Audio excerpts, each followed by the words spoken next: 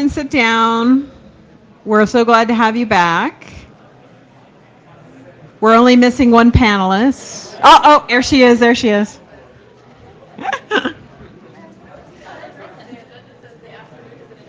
The afternoon is in a different room, yeah.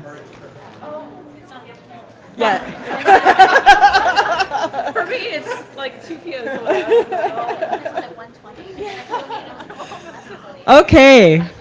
So now we're going to get started with our panel, and the panel is all about charting your path.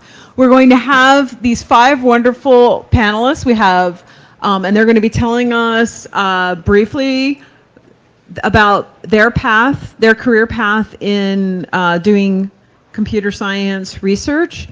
And then we're opening up the floor to questions from all of you to ask them about questions you have about charting your own path in your career. And everybody's path is different. So we've got Lisa. How do you pronounce it? Lisa Xu, who's a researcher at Microsoft. Do you want to stand up so they can see you? Here's Lisa. We have Carolyn Triple, who is currently a student at Princeton, but would you like to tell everybody where you decided to become a faculty member? Sure. I'm going to be starting at Stanford in about a year. All right, and then we have Emma Tosh, who is a student at University of Massachusetts, a senior PhD student at University of Massachusetts. And then we have Adrian Sampson, who's an assistant professor at Cornell. And then it's hard to figure out who we clap for and who we don't. Okay, and then we have Ben Zorn, who is a researcher at Microsoft. All right. And for those of you who weren't here this morning, my name is Michelle Strout. I am a professor and was acting department head at the University of Arizona, 2 hours south of here. So, okay. And everybody who's complaining how hot it is, it's 10 degrees cooler than normal. So deal with it. All of us who live in Arizona are like, this is fantastic. All right. So we'll just start here with you, Lisa. And if you could just tell us, spend about 3 minutes, tell us about your path. Oh, I'm sorry. Hi, everyone. I'm Lisa. So like Michelle was saying, I'm at Microsoft right now. I've been there for not quite a year. And prior to that, I worked at Qualcomm Research and did that for a number of years. And before that, I worked at AMD Research. And then, so I'm just going backwards. And before that, I was at the University of Michigan, where I got my PhD. And before that, I did my undergrad at Princeton. So I've had a very normal route. I had a number of conversations yesterday with some students about whether or not they should get a PhD at all, or whether they should go to industry first or not. I just went straight through, and then I've just done research pretty much since then. And I've enjoyed it very much. I'm Caroline Triple, and again, I'm at Princeton right now, and I've been there. This is my 6th year, and maybe I'll start from the beginning because I feel like I kind of ended up here on accident. So I did my undergraduate at Purdue, and I was in the electrical and computer engineering department, and I liked math and science in high school, but hadn't had any formal computer science training.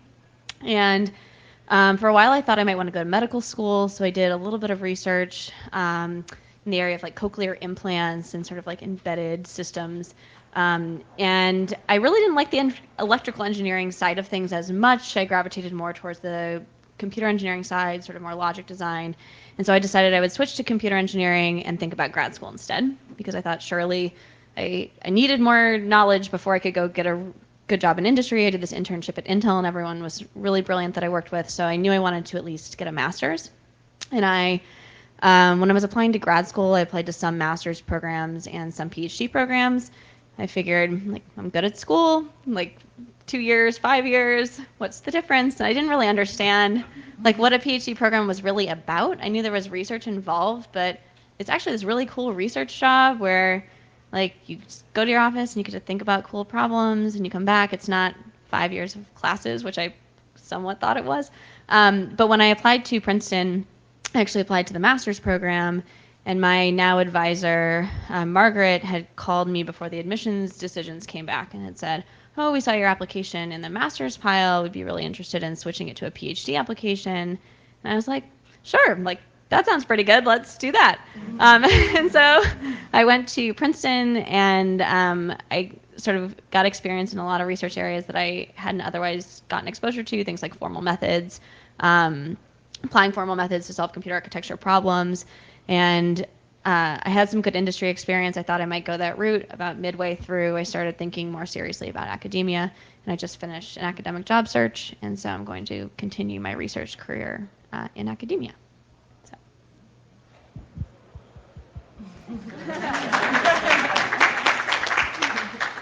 I'm Emma Tosh. I think I'm the weird one up here. I did not learn to program until my early 20s.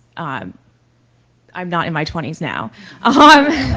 So I grew up thinking that I wanted to be a public defender. My parents aren't in computing. They're public servants. I thought that's what I wanted to do with my life. I majored in English. And then I took a computer science class, and I graduated, and I got a job. And at my job, I liked what I was doing. I was mostly writing like SQL queries. And then I was like, how does this stuff work? And my boss was like, that's not your job. And so then I was like, well, how do I make this my job? And I applied to a post-bac program. I did that. I told my parents that I was going to pay for this thing and then make $20,000 a year more, like the guy who had a degree in computing, was doing the same job I was, but was paid $20,000 a year more. And then I applied to PhD programs. And my parents were like, do what you want as long as we don't have to pay for it. And so I had a couple of different advisors. I've had a very weird path. If you are someone who listens to people saying that, their talent was recognized and when they were young and they're brilliant and people wanted to give them opportunities, and you're like, this isn't for me because no one does that. That's me. But the difference, I think, is that I came into this kind of knowing it wasn't my background. And so when people talk about stuff like the imposter syndrome, I was like, I am an imposter. It's cool. So at some point you con long enough that like people actually start to believe you and you fulfill that role. So that's my path. I'm Adrian Sampson. Hi. I was a computer science major in college just because, like, I don't know, I took the intro computer science course and it seemed cool if I would do some more of it. And I think I started down this researchy path when the very charismatic professor for my algorithms course was like advertising a summer REU program, and it sounded pretty cool. So at least I'll try it out. And I did algorithms research, algorithms for optical networking, which is something I deeply do not care about anymore. I had a super great time though. The thing was the topic, well, I can't emphasize enough, probably doesn't matter at all to the real world. It was like it revealed that I liked the idea of having a job to go to where my main job is to do whatever I think is cool, like to read papers and like have ideas. Like the job is kind of staring out the window, and and trying to think deeply and have ideas. And that is still what drives me now, I think. When I decided that was enough to think like I should give this whole PhD thing a try. Like maybe I can make that my job like long term. Who knows? I thought I had taken one computer architecture course, and so I thought I'm going to apply to grad school. And I wrote in my essays I would like to do either algorithms or computer architecture. I didn't make it a thing. It turns out I had no idea what computer architecture was. I kind of knew what algorithms research was, but when I showed up to grad school, I thought, okay, I'm going to give both of these things a try. And I started interacting with an architecture lab with the person who eventually became my advisor, and I also tried to do theory research. And it turns out that like getting started on theory research is like go read this textbook. And like, if you have some ideas in 6 months, like maybe we can talk again. Whereas in architecture research, what turns out is that your advisor, Luis Ceza, has like just a dozen projects just like spilling out all over the floor that you can just like pick up, and they're all fascinating, and you can like get involved immediately. And I did that, and I accidentally started doing programming languages as well as part of doing. As part of doing computer architecture research. It turns out that there's like a really fertile intersection. One day I looked on the grad school roster that lists all the PhD students in the department, and it lists their advisors' last names. And to my surprise, I had 2 advisors on that list. And since then, I've been doing a combination of programming languages and architecture. And so I bring this up because this windy path through finding topics, because I fairly early on did know that I wanted to do research in grad school. I think that is actually very, very common. I don't think I have an uncommon story at all to not know what the research areas are, even in computer science, and to find something that's cool and a great connection with a great advisor, or great advisors plural, and that drives a research career, rather than knowing ahead of time, like, this is the specific type of deep neural network that I want to do with my PhD on.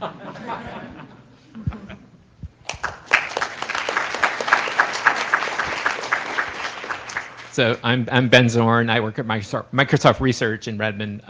Yeah, I'm going to echo some of Adrian's comments. I started, my parents were professors and professors of English, but I like science. I like physics, in particular in high school. And so when I went to college at Rensselaer Polytechnic, I thought I'd get a physics degree. But then I started taking the computer science related classes. I thought that was interesting too. And by the time I was done, I decided, computer science is really where I want to be. So that was one switch. And then I went to grad school. I went to grad school at Berkeley, and I thought, computer science is interesting. AI is the place to be. So I said, I started PhD at Berkeley in AI, and then I had an incredible professor, a teacher of a grad compiler course, Susan Graham. She's a fabulous mentor and just an inspiration. And she made me realize that, really, compilers are the coolest thing in the world. And so I switched over and did programming languages as a PhD student. And I was really focused on performance. I'm really interested in performance. I graduated from Berkeley, started at the University of Colorado as a professor, and I continued to work in performance, memory management in particular.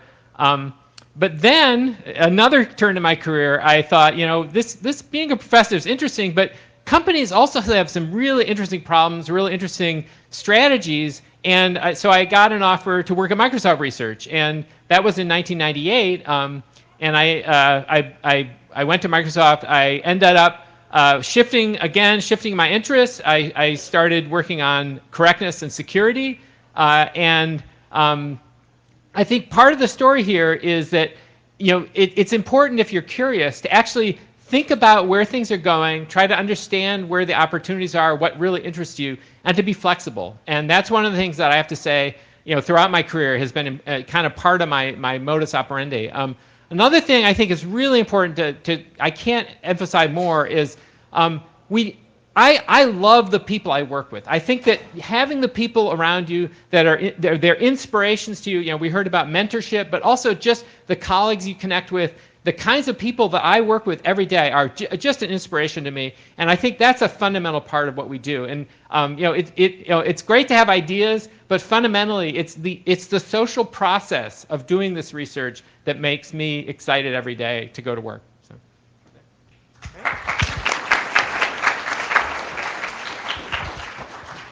All right, thank you all.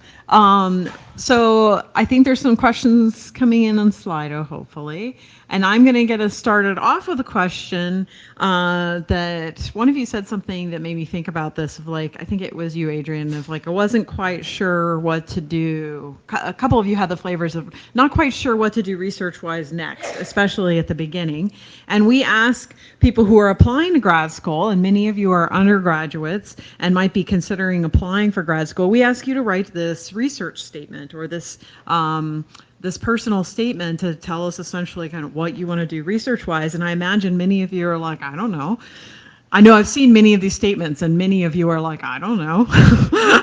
Okay, so my question to the panelists are, what does an undergrad who's like, well, I think I want to give this research and this PhD thing a try, but how do I write this statement? I mean, what do I do? Anybody want to, do you have a? I have a story. Okay, great. Let's hear it. So when I was an undergrad, I think, I was an electrical engineering major and was taking all the classes. And there was the one class, my first class in computer architecture was the one where I was like, I have to study less for this one. And so it just made a lot of more inherent sense to me. And then when I decided to go, and then at the same time, we had just hired another professor, and she had come in from industry.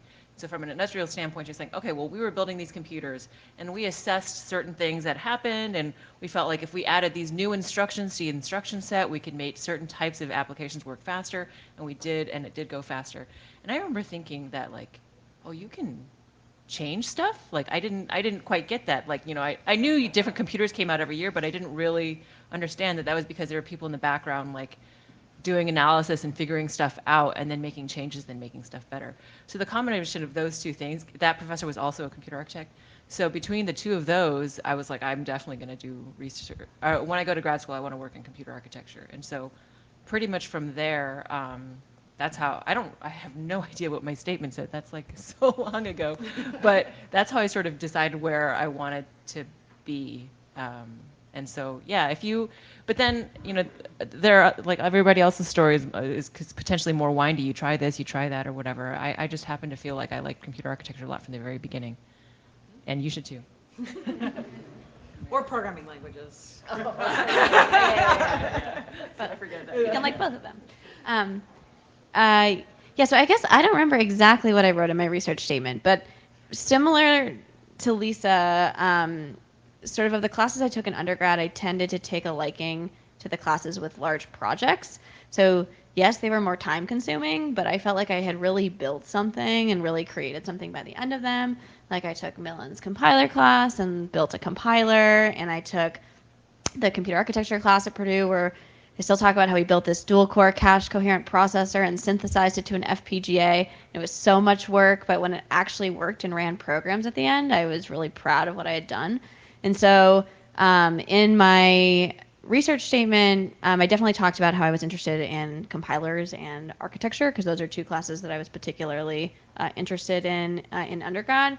And what I did with my statement in particular was trying to emphasize how I had experience sort of building things, sort of creating tools to sort of debug and evaluate designs, and sort of just show that you have experience in thinking through a hard problem.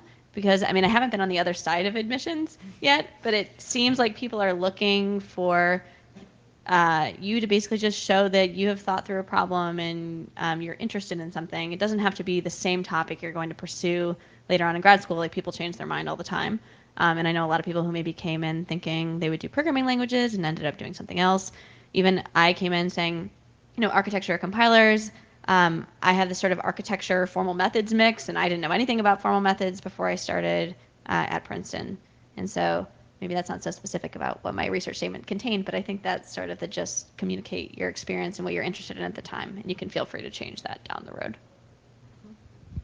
So I actually have served on an admissions committee as a graduate student.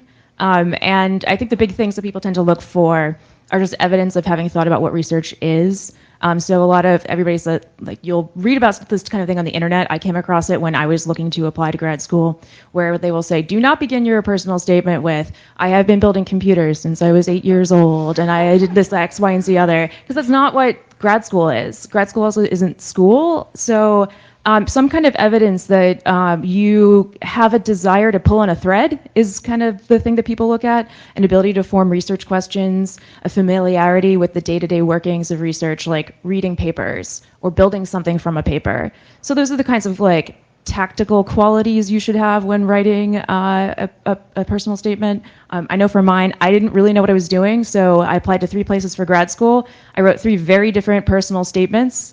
And I got into the place that was what I thought was the most boring personal statement. That was just very much about like a project I worked on, a person who was who like had a research connection to that project, the specific things that we hoped to find. Like, it was just very much about like brass tacks, the most boring thing ever. Nothing about me personally. No like sob story. No like nothing. It's just research. And so you can probably find. I mean, Google is your friend. It is amazing today how much you can find on the internet. I mean, in my lifetime, I have seen a dramatic change in one's ability to educate oneself just freely from stuff out there. And so I would say look for advice and just look for samples and look for something to model like how you should form this statement. I have some ruthlessly practical advice about writing personal statements for grad school. The first is get a professor to read it and give you feedback. professors have read a billion of these things, and they have calibrated opinions about how they should be written. You are coming to it for the first time, and so your natural instinct will be will be wrong because you haven't served on an admissions committee. How could you possibly have served on an admissions committee? So like it's very specific. I mean, it's not good or bad, but there's like a specific kind of thing that professors are looking for, and they can help you put that into an essay. A second, here's the other thing. I really do think this approach where you talk about research in a very technical way is probably the one. That is, like everybody knows that you are not proposing what you're going to do in your dissertation when you write your research statement. So you don't have to think that like you're going to write down this thing and that's going to like outline the first few papers you write in grad school or something like this. Everybody knows that's not true, but they're looking for information about what you're going to be like as a researcher, and the best way to provide that is through talking specifically about research. So if you have a research experience, talk really specifically about exactly what you did and exactly what you think about it and what you think the next steps are. You can even like do a willing to suspension of disbelief and pretend like you are in fact proposing what your PhD is going to be about, knowing that it's a lie. Knowing that's not going to happen, that frees you from like needing to choose something that you actually are like that passionate about. But if you can be really specific about what you think the next steps are and like what you did and what the challenges were, that's what reveals what you're like as a researcher, and that's what people want to know. Yeah, I don't have too much more to add. I will reiterate, I think being curious, like really trying to understand what's happening right today in computer science and how things are changing. Understanding trends, I think recognizing that there's something important that's shifting and that's something that you find interesting and sort of you're curious about. I think sort of showing that kind of interest and attitude is relevant. And then, yeah, the hands-on. It's like, have you gone beyond just reading, and basically, tried things out? These days, you can get a lot of stuff, on GitHub. You can download the repos. You can run the models. These are all things that are possible, and and they show that you are engaged, that you really have a level of desire and interest, that makes you someone who, if you were working with a professor, would be a partner, would really be able to speak, as an equal with them on the things that you're interested in. Great, thank you. And please don't put a quote in the first paragraph. Please just don't do that. Okay, so questions from you all, from the audience. And we do have ones from Slido too. Oh, do we have a really good one? There's a few that a lot of people have sort of... Oh, okay, you've upvoted. Okay. So one that is actually spread across two questions, but it's the same question ultimately. And I think we actually have a very good panel for maybe addressing this question. How do you choose between academia and industry? Excellent question. Okay, who wants to take this one on first? We don't have to do round robin. We'll do a priority queue. All right, Emma. Okay, so I had a job, and I know that personally I don't like serving the bottom line. Like, that's just not something I like. I like being able to direct the things that I find interesting that might not work out. And that's a risk that's really hard to take in industry. If you're doing industrial research, it's very different, and it's an excellent panel up here to answer that. But fundamentally, the things for me that appeal to, like the academic route to me seems to be at, the Pareto front of independence and influence. So. Can I quote you? If you have a problem with authority, like I do, academia is a great way to not have a boss.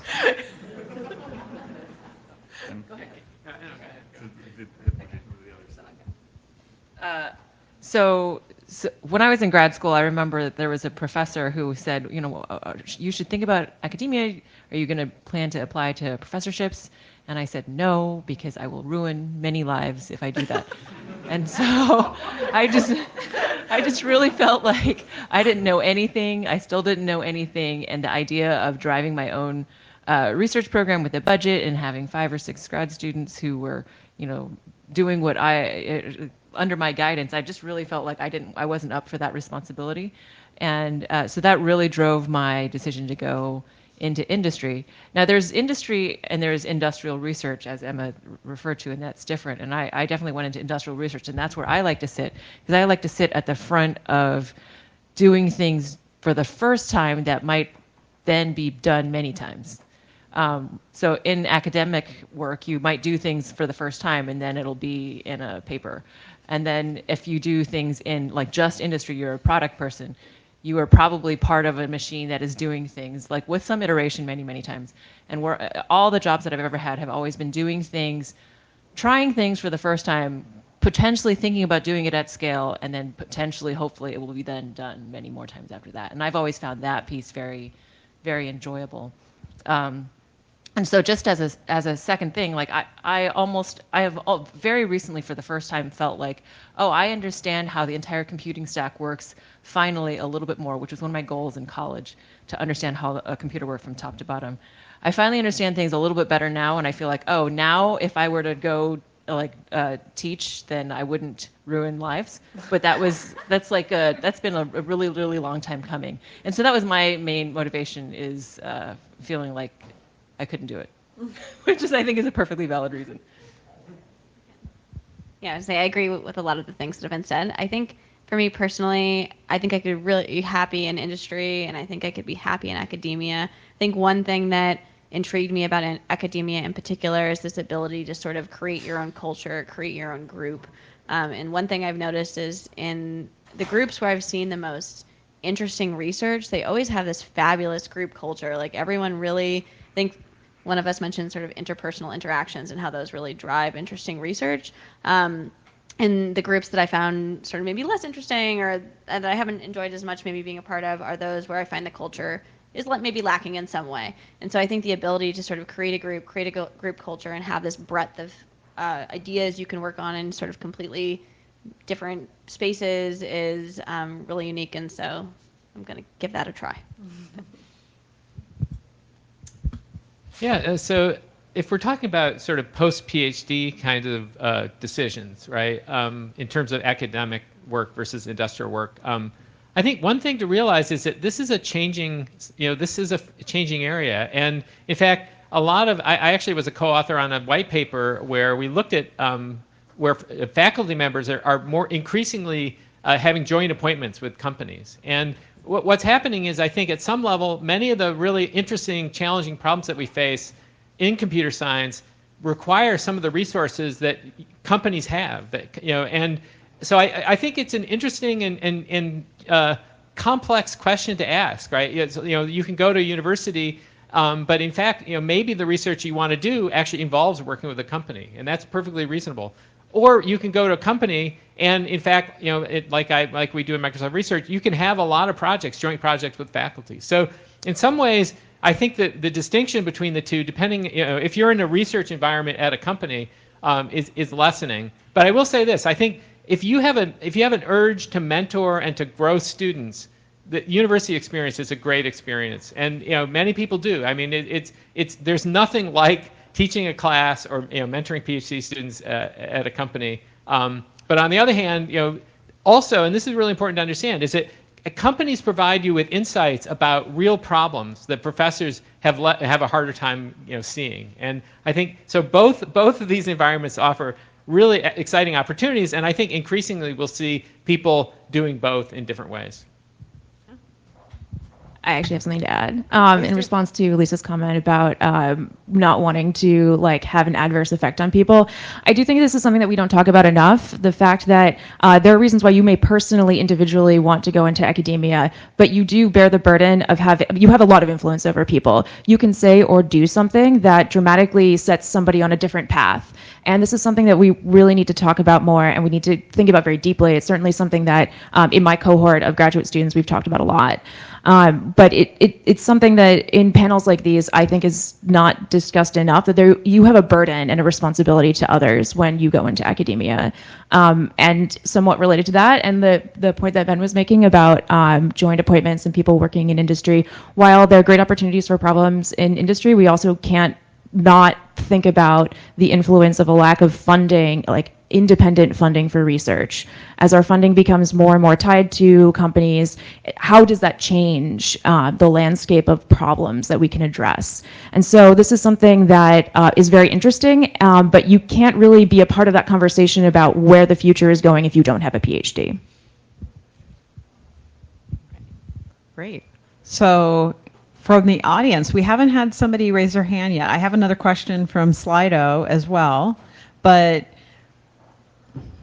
you all were asking all kinds of questions this morning. What questions do you have for the panelist? Yes. I'm Kieran from CNU, and I, as a researcher, think a lot of very cool ideas from the academia may not be really relevant to the real world unless it gets picked out. And I think a lot of papers doesn't really get picked up by Intel. So sometimes that frustrates me, and I wonder, like, what's the value that you see for the work in academia, even if it doesn't ultimately go to the industry and impact people?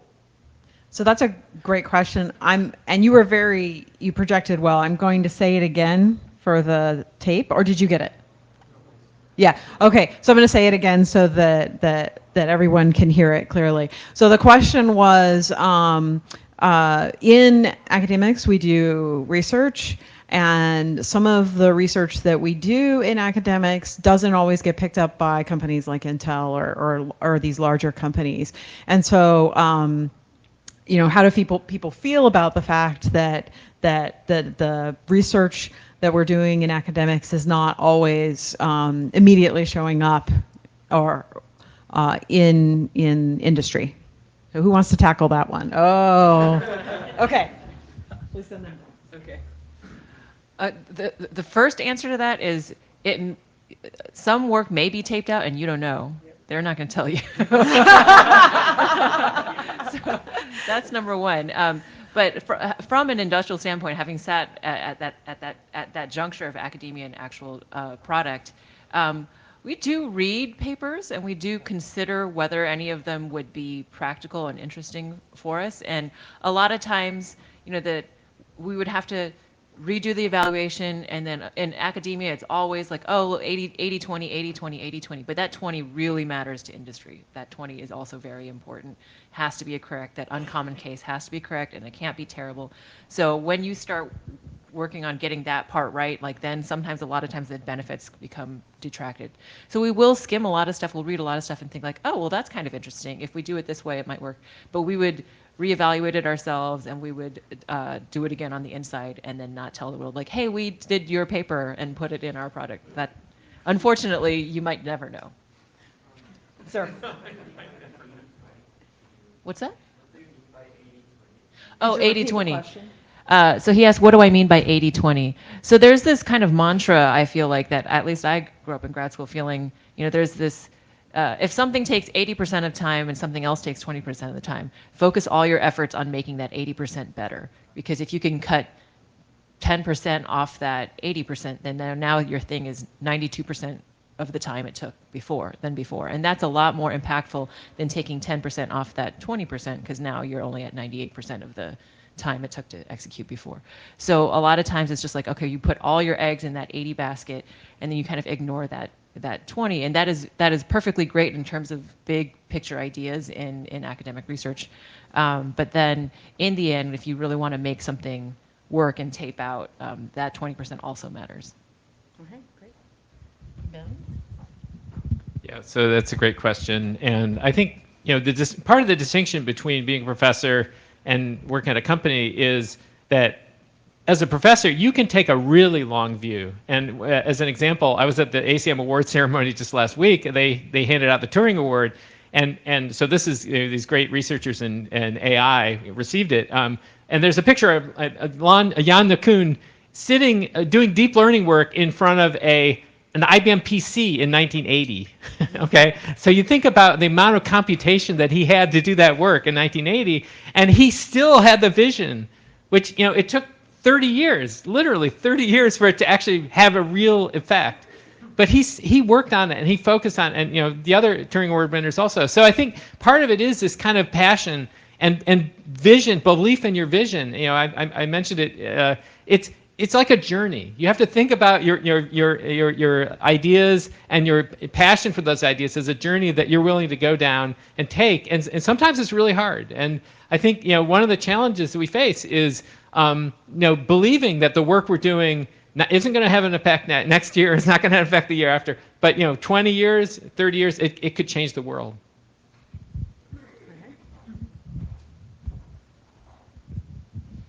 And I'll interject, coming back to what Emma said before. When you're in academics, research-wise, you may be thinking longer term, like Ben was mentioning, but you're having those immediate effects to all of the students' lives, and that's a very rewarding and often quite immediate. Okay, so another question that came up on Slido was how do you pick a research advisor? So if the panel could comment on, I mean, how important is that, and how they might want to go about doing that? Who wants to take this one on first? So I can tell you how I picked my research advisor. So I mentioned that I applied to the master's program, and my now advisor had called me and asked me about switching my application to a PhD. And at least at Princeton, the way it works is you come in without an advisor, and then you have any time within your first year to essentially ask someone to be your advisor and match with them. And from the beginning, I felt like personally I had a good sort of personality match with my advisor. I also felt that she had taken interest in me, and that was something that was important to me in an advisor. You want somebody who's taking interest in you. I have seen people with poor advisor-student pairings, and when I see that, it tends to be really just a mismatch of working styles, a mismatch of personalities. And most of the time, if the student pairs with a different advisor who's a little bit more compatible in terms of research style, working style, things tend to work out. So I think maybe don't necessarily be in a rush to pick an advisor just because of some status they have, because they're super senior. There might be really junior people who are going to be, maybe this is another thing. This isn't always true because my advisor is very senior and she's super interactive. But I just know that sometimes senior faculty can be just busier. They have a lot of things going on. Sometimes junior faculty can be a little bit more have more time basically to dedicate to their students. And so really trying to figure out how much attention you need personally. Do you want sort of really regular meetings with your advisor? Do you want to check in with them every other week? And sort of discussing what your best work style expectations are with whoever is going to become your advisor up front, so you can kind of clear the air of any ambiguities, get all of your expectations laid out to begin with. I really think it's about picking a good working style. And I think there was a question about if it's important. I would say yes, it's very, very important. Extremely important. Why? Why is it that person is really going to be your advocate, and they are going to be the person you go to with every question from, is this email I'm sending okay, to do you think this is a good career move? What do you think of this idea that I have? Can you look at my poster presentation? Just like anything that you have life-related, research-related, you are going to go to your advisor. So I think really cultivating and carefully selecting that relationship is really important. This is very true. You'll hear lots of people, including Caroline, saying how important it is the interpersonal aspects and the mentoring aspects. And that might sound initially surprising. Like you might think you would find like the most brilliant person to work with who has done the most significant work. I want to emphasize that there is absolutely no reason to try to work with someone who's brilliant and also a jerk. Those people exist, but there are so many people out there who are both brilliant and good mentors that you don't have to resort to that. If you find yourself like sort of gritting your teeth and bearing it, like being like, I guess I can kind of work with this person. They are brilliant, but they're not really a great mentor. Don't do it.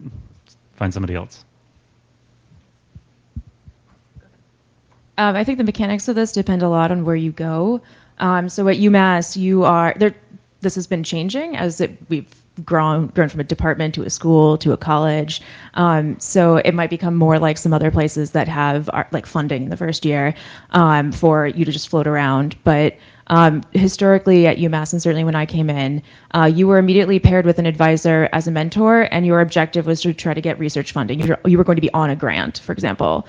There was no like, check out a bunch of stuff and see how it works. And so there's also a very strong emphasis at UMass to hit the ground running. So halfway through, like when you're admitted to candidacy, it kind of looks like a mini job application where you need to have proven that you can do research. There's breadth requirements with classes, and you need to solicit letters. And so because of this, a lot of people, it can be very hard in the first couple of years. You don't know how it's going to work with an advisor. And so if you're in a situation like that, it's very helpful to go in and just just try with someone and do the best that you can. If it doesn't work out, it's very important to know, if you're going into grad school, what the policies are for changing advisors. So UMass makes it very easy. That's the thing that they advertise, with the recognition that when you have a research environment where people can move a little more freely, that is actually much more beneficial to scientific research. And so if you know that you have an out, that's great. Like if it doesn't work out with your advisor, sometimes it's helpful to get a co-advisor. That's an option that you have. Hopefully you come in and the person you want to work with is exactly the person like you can work with for the rest of your time there. But there's so many unknowns on both sides, both for the person doing the hiring and the student coming in, that it's extremely difficult to anticipate. And so both sides need to do their best to minimize the risks involved. So sometimes this means, students coming in a lot of times believe that their advisor is like the sort of like parental type figure, and they really want you to succeed, and they do, but it's also a job. They also want things from you, and you want something from them. You want them to be able to pick up the phone when you go to apply for a job and say, hey, you need to hire this person. And so it's very, very important to remember that in that relationship, and make sure that you spread out the risk. And so that means that, talking with other people, getting advice from other people, seeking out other mentors, just in case like the research goes weird, or you have some sort of, you realize you don't like the research, or you have a personal problem, or your advisor leaves, which happens, moves to another institution. They have something that happens in their lives. We actually had someone who had a heart attack in the classroom. So like literally people die. Like if your advisor drops dead, you need a plan for that. Or at least to have like some sort of cushion. And so this is something that, people, it's not funny, guys. It's a heart attack. But in all seriousness, like this does happen. So it is important to plan for it. Yeah. Is there a follow-up question? Yeah. So what would a plan B be if your advisor just drops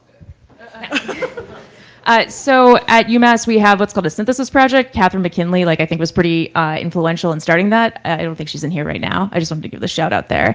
But the idea is that you have to do this project with another person. So you actually, in theory, you should have someone else who is nominally, it's like having a minor in grad school, like somebody else you can talk to.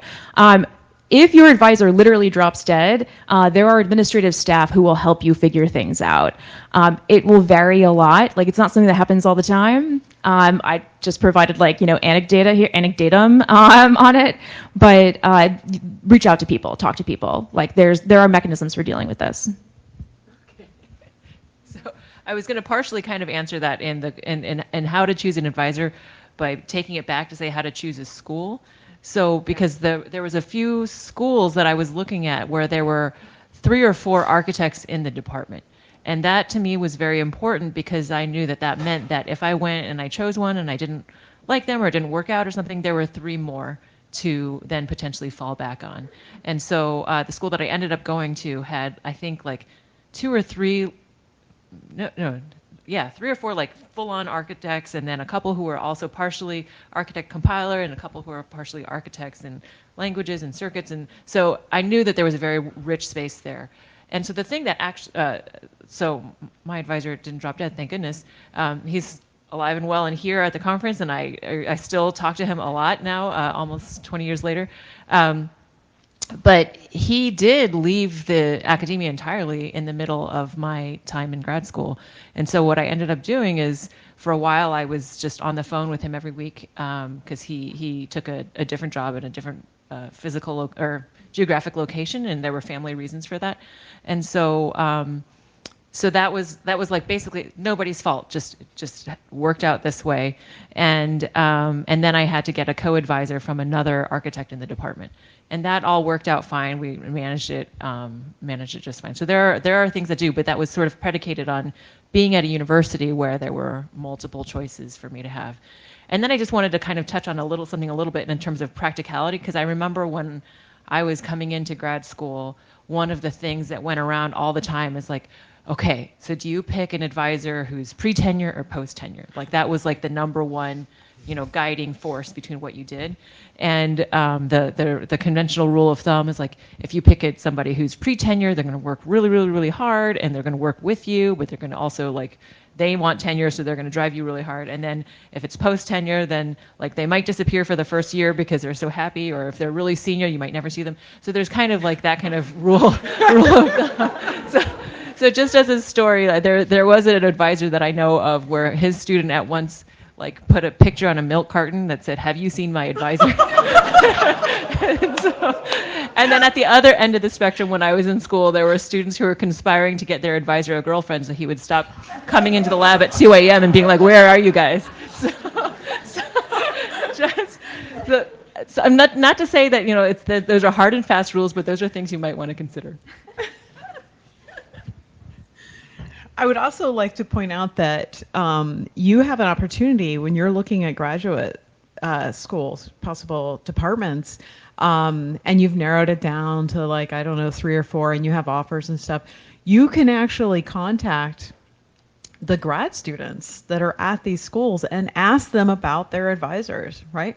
We have references for all of you to try to help us mitigate our risk, and we're trying to make a good match, advisor-advisee match. You can do the same from your direction. And I tell you what, you ask our grad students and they're going to tell you everything. They don't have many filters yet. All right. Okay. So do we have any other, okay, yes, question. So let's say you completed your PhD. How do you then decide whether to stay in academia and continue doing research there, or to work for a big company that has a good R&D department? Okay, so the question is, you finished your PhD.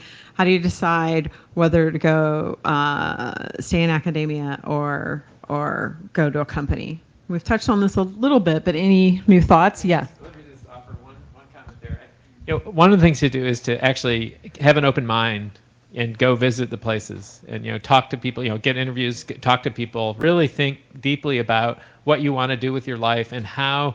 The experience of being a professor is very different than working in an industrial lab. I know I've been at both, and I do think that they're very rewarding, each in different ways. And so you have to think carefully about what you want and how those opportunities kind of meet your interests and your goals. And what do you think about internships, Ben? Can you just comment on that? Oh yeah, so that's a great opportunity. So I would highly recommend, as a PhD student, taking opportunities you get to do internships at companies. You learn, it's the same thing, we were just talking about picking an advisor. At some level, understanding the culture of the groups in the companies is very important. It helps you understand what they value, how they do research, what kinds of how they decide what the goals are, et cetera. I would strongly stress that in the end, it's the people you're working with that make decide your success and also your happiness. And paying attention to how those people interact and what motivates them, et cetera, is really important. So internships are a great opportunity, I definitely recommend considering multiple opportunities for internships instead of doing the same internship over and over. To use it as a chance to get exposed. The other thing I would say is, and I'd like to stress is, there aren't that many people in this field, and when you do these things, you expand your network, and they stay part of your network forever. I mean, literally, these things carry on through your entire life. So take advantage of the opportunities to meet people, to work together with people if you can.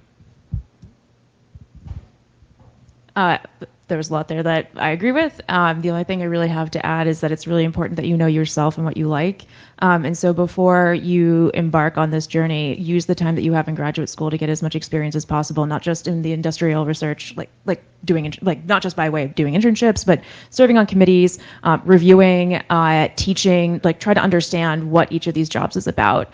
And be honest with yourself, because there's a lot of like pressure to chase things that other people find valuable that you may not actually in your heart find valuable. I can maybe add. I think one thing too, because I just made this decision today, is that is that I think I could be really happy in like a really awesome industry lab with an awesome culture and like super cool, innovative, cutting edge ideas. I also think I could be happy in an academic setting. And when I was making this decision, a lot of advice people were giving me is you're picking your first landing pad, and if you don't like it, you can go back and do something else. And another piece of advice somebody gave me recently too was that your opportunities are only going to get better. You're not all of a sudden just peaking in opportunities and they're all going to diminish from there on out.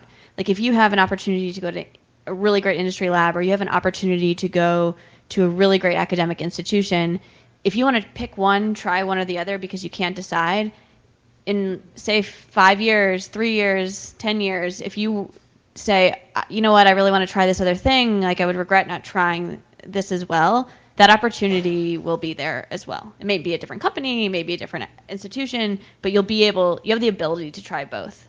You're not picking somewhere that you have to stay for 50 years. Yeah. Okay. Adrian, did you want to say something?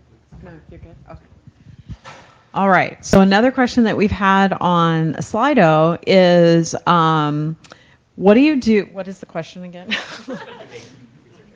Yeah. How do you start pivoting from one research area to the other when you decide that's what you want to do? Okay. Who wants to take this one on? So I kind of did this in a way. So I started out, I was doing research in computer architecture, and like I said, sort of this idea of trying to apply formal methods to computer architecture. So we have this hardware design. What can we prove about it? What can we say about what the design does? And is it correct? And sometimes if there's correctness issues in processors, not everyone cares about them if they don't happen all the time. Sometimes it's hard to motivate people to care about this weird corner case that doesn't happen all the time. And so I started to think, what if these issues in processors that are correctness problems could also cause security problems? And I had virtually zero experience in security. I've never taken a security, well, now I have taken a research level security class after I decided to get into this area, but I hadn't taken a security class prior. And I was like, you know what, I really feel like I need to expand my knowledge in the security area because I think there's some interesting problems to solve here.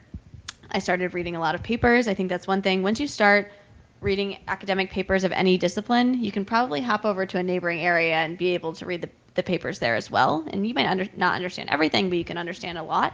I started reading papers. There was a research level security class at my university. I enrolled in that just to audit the class. I didn't have time to take it full on with all the projects, but I decided I want to try and absorb as much information as possible. And in doing so, I feel like when you can bridge just slightly over into an area that's maybe not your own originally, you can notice these interesting insights from being an expert in your original area that people might not have otherwise seen in this new area. So for me, it was security, and I was able to do some really cool work in the security space from making that jump.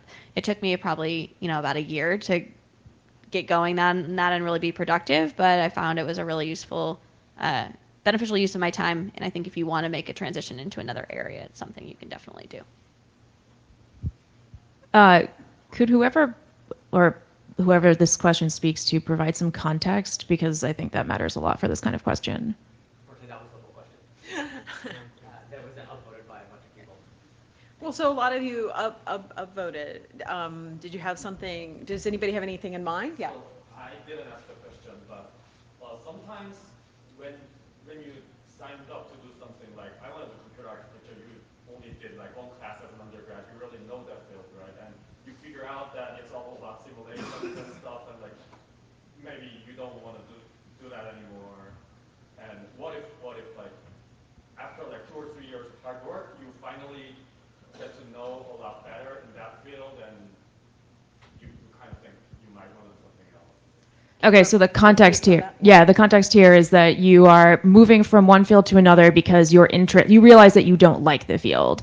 So when I first started grad school, I was working with someone and I really liked the person. And then after my first year going to like the main conference in the field, I realized that I just wasn't that excited about the field. And so basically what you need to do is find another advisor. And so the difficulty there is that you are now limited to who is available at your university. And so find someone you want to work with whose work you think is interesting and be flexible. There is this thing that people will keep telling you, which is to both have have interests that drive you that are intrinsic, but also be willing to go with the Tao of research or something, right? Like you need to be, there's a flow to things that you need to be sensitive to and understand also that the process, your objective is to get a PhD, and to get a PhD, you need an advisor, which means you need to work with someone who is excited about something and thinks that you are the person to work with them on it. Totally. I just want to like double emphasize that sometimes you can get the impression that that it's possible to like cook up your own research agenda, and you just need an advisor to like be in the background, like just to put their names on things. I don't think that's a good idea. Yeah.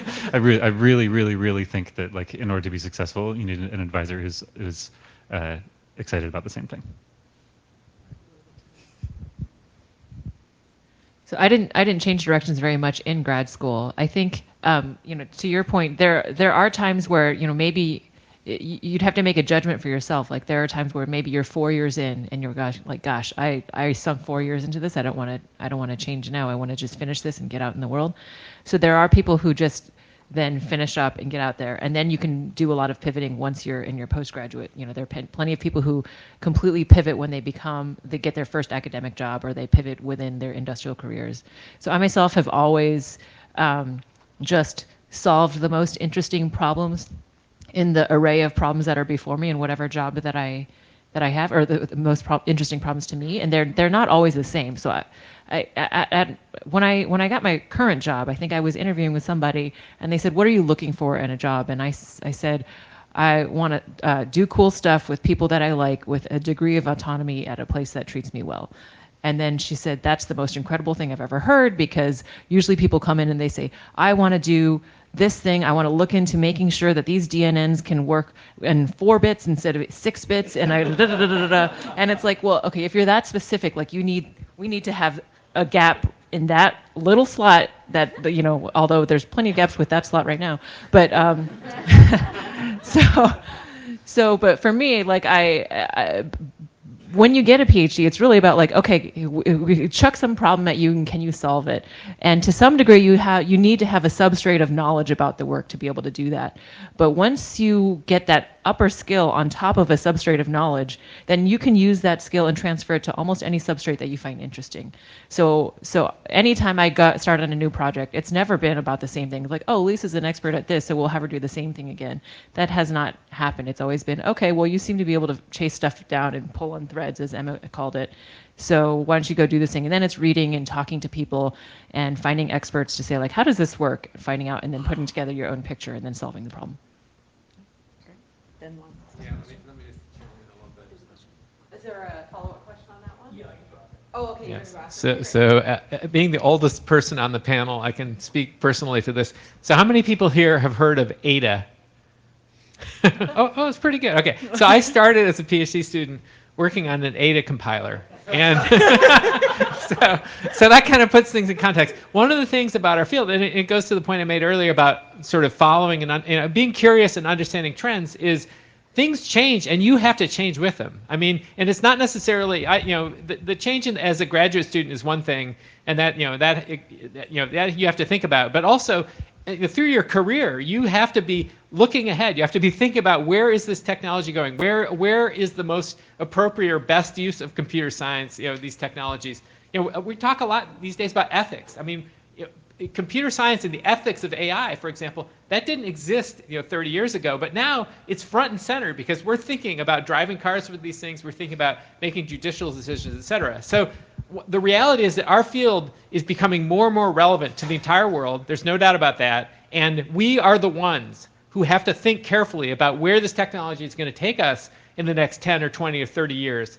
And we have to adapt. We have to understand that what we think about today and the problems we solve today are going to be different than the ones we have to solve in 10 years.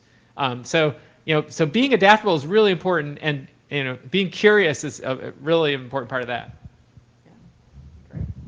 But you don't have a lot of freedom as a PhD student once you're logged in. So keep that in mind. You can always postdoc. All right, what's your question? Yeah, so I was the person who asked that question originally, and I guess the place that I was coming at that question from is that people often say that the benefit of research is the intellectual freedom, but I feel like whenever you pick a research field, you have intellectual freedom within that research field, but I was wondering to what extent you have intellectual freedom to go from one research field to the other. So what does the process look like when you decide that you move research fields? So I have a pithy, quick answer to that, and then I'll let the panel chime in. Before you get tenure, stick with it. All right, keep publishing in what you know about, right, and then do whatever the heck you want. That's what tenure's for. All right. Any other less pithy? I'll just really quick. As I work on any problem that I work on right now, I remember when I was doing architecture in grad school, I came up with this thought okay, I am an architect, but I don't want to come up with any ideas where if I tell it to a circuits person, they'd say, get the F out of my office. Or if I tell a compiler person, they're like, get out of here too. And so we want to make sure you have to bleed your knowledge up and down the stack so that you can appropriately, be able to communicate up and down because you're adjacent, right?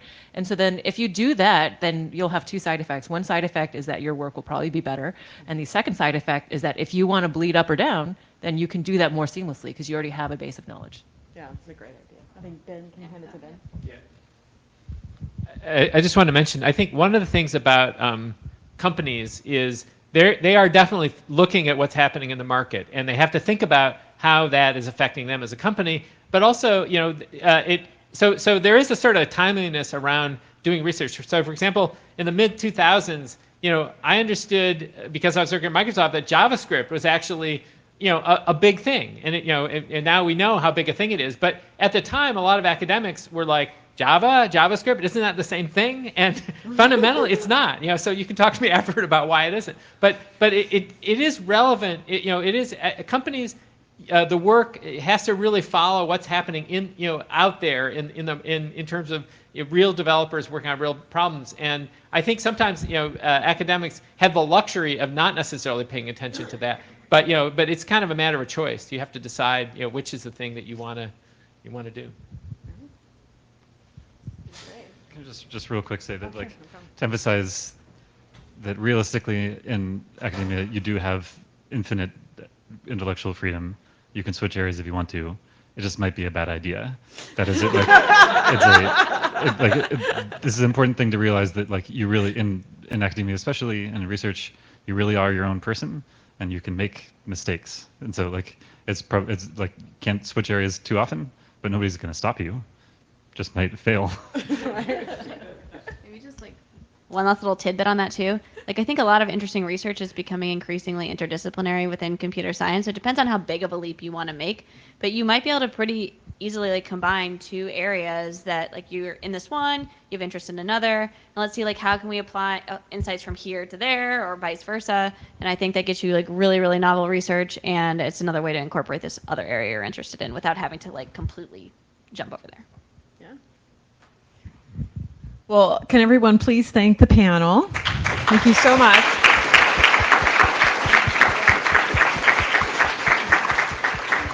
And thank you for all the wonderful questions and the attention for the panel. So now what we're going to do is we're going to lunch. And there's a very large number of people out there, I'm sure you've noticed, all right?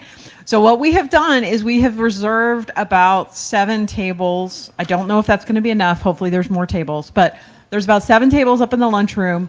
I'm going to walk to the tables that we have reserved for this group.